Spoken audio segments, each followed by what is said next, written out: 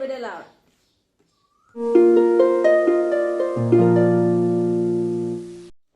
Hi everyone, welcome back to my channel. Ngasigi mukbang sidi jamna mathen tawjadre lota ga lupa mambi gi thongba ma leijare jerum ga tomato ga ama kana bujia ngauba ma leijare ado asini khatang ni na chajar to si ado mayam ai chaba se hojarage do di mayam jeminara si siga leijare lupa ambi thongba ubra mayam se lupa ambi hanai sidi khara chawre abado lota ga thongjale se ni lupa ambi thongba today hayrage sidi jam sawe belo pami de dum kha sawe na hai tare mamang la sa gi badu gi di ado dum lota ga thongjale do maya mai hoji cha ba hojarage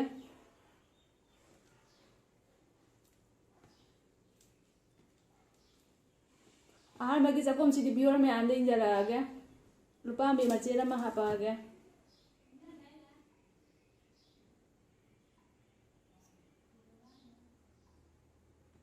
Tarage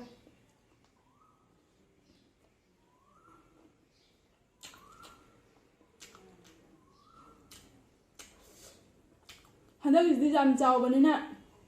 dum handak is ka chaw banina jam hawra na han gi dudi kha pik banina garmen ta hawdra ba hawsu do handak is pura rose khange haw ye se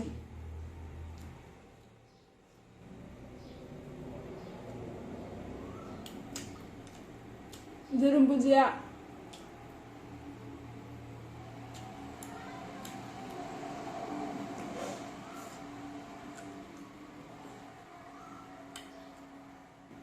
jam sati na hawre man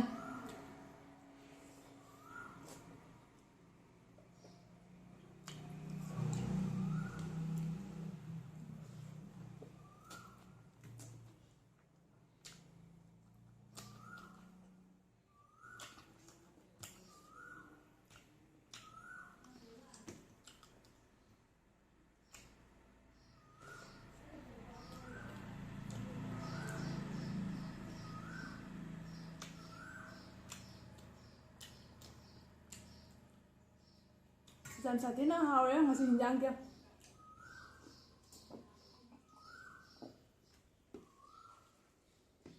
beda la wata ni katang kot paga jate khom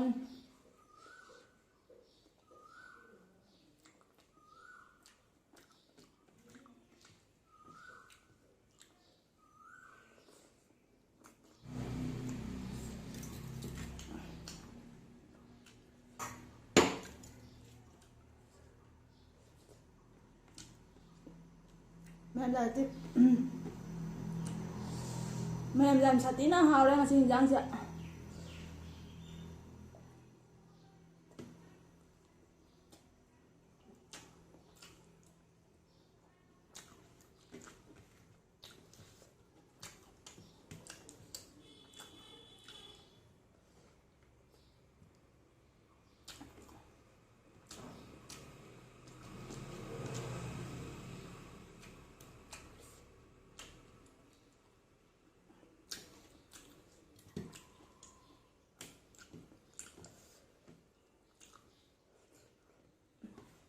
Wata hi jam pam ya beje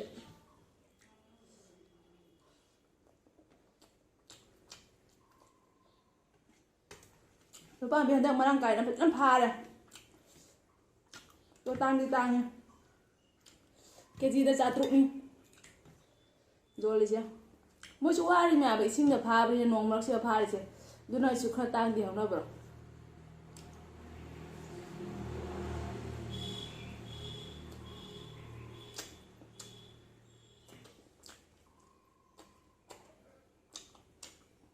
Sita ngai de jang lo salaga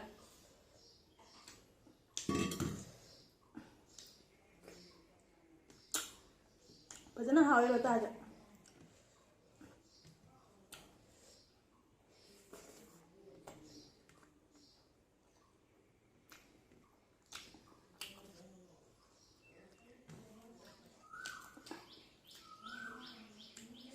jerum se kaya ai thonga di jam cha bangam ja ba sumaina omelette kumba dogagi di tomato ga ngau ba khapo raga di dum kha cha bangam thonga ga di ama de hena i cha bangam ja ba jerum thong ma se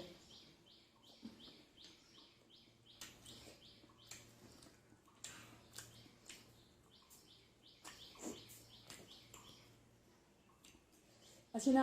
ꯂꯥꯛ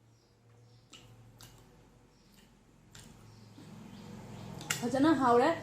ꯑꯗꯣ ꯃꯇꯥꯡꯁꯤꯗ ꯑꯩ ꯚꯤꯗꯤꯑꯣꯁꯦ ꯑꯩ ꯁ꯭ꯋꯥꯏꯁꯤꯒ ꯂꯣꯏꯁꯤꯟꯖꯔꯒꯦ ꯀꯔꯤꯒꯨꯝꯕ ꯑꯩꯒꯤ ꯚꯤꯗꯤꯑꯣꯁꯤꯅ ꯅꯨꯡꯉꯥꯏꯕꯤꯕ ꯇꯥꯔꯒꯗꯤ like ꯃꯆꯥ ꯑꯃꯇꯪ ꯇꯧꯕꯤꯔꯝꯃꯣ ꯀꯣꯃꯦꯟꯁꯨ ꯄꯤꯕꯤꯔꯝꯃꯣ ꯑꯗꯨꯒ ꯁꯤꯌꯥꯔꯁꯨ ꯇꯧꯕꯤꯔꯝꯃꯣ ꯃꯇꯥꯡ ꯑꯁꯤꯗ ꯚꯤꯗꯤꯑꯣꯁꯦ ꯑꯩ ꯁ꯭ꯋꯥꯏꯁꯤꯒ ꯂꯣꯏꯁꯤꯟꯖꯔꯒꯦ ꯕꯥꯏ ꯕꯥꯏ